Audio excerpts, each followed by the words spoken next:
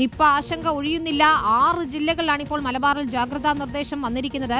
പാലക്കാട്, മണ്ണാർക്കാട് ഒരു മരണം കൂടി റിപ്പോർട്ട് ചെയ്തതോടെ വലിയ നിയന്ത്രണങ്ങളും ഉണ്ട് എന്ന് മനസ്സിലാക്കുന്നു. എവിടെയൊക്കെയാണ് ഇപ്പോൾ കണ്ടെയ്ൻമെന്റ് സോണുകളുള്ളത്? ക്വാറന്റൈനിൽ പോകാൻ ആർക്കൊക്കെയാണ് നിർദ്ദേശം?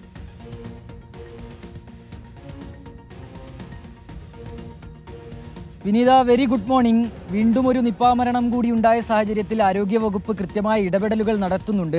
ജാഗ്രതാ നിർദ്ദേശം നൽകിയിരിക്കുന്നു. 6 ജില്ലകളിലാണ് ഇപ്പോൾ ജാഗ്രതാ നിർദ്ദേശമുള്ളത്. പ്രധാനമായും മലപ്പുറം, കണ്ണൂർ, വയനാട് അങ്ങനെയുള്ള ജില്ലകളിൽ ആളുകൾ പുറത്തിറങ്ങുമ്പോൾ അടക്കം ഈ കൂട്ടം കൂടി നിൽക്കുന്നത് ഒഴിവാക്കുക തുടങ്ങിയ കാര്യങ്ങളൊക്കെ ആരോഗ്യവകുപ്പ് മന്ത്രി കഴിഞ്ഞ ദിവസം തന്നെ ഒരു നിർദ്ദേശമായി നൽകിയിട്ടുണ്ട്. മണ്ണാർക്കാടും പ്രത്യേക തരത്തിലുള്ള ഒരു മുന്നറിയിപ്പാണ് നൽകിയിട്ടുള്ളത്. 17 വാർഡുകളിൽ കണ്ടെയ്ൻമെൻറ്റ് സോണുകളായി പ്രഖ്യാപിച്ചിട്ടുണ്ട്.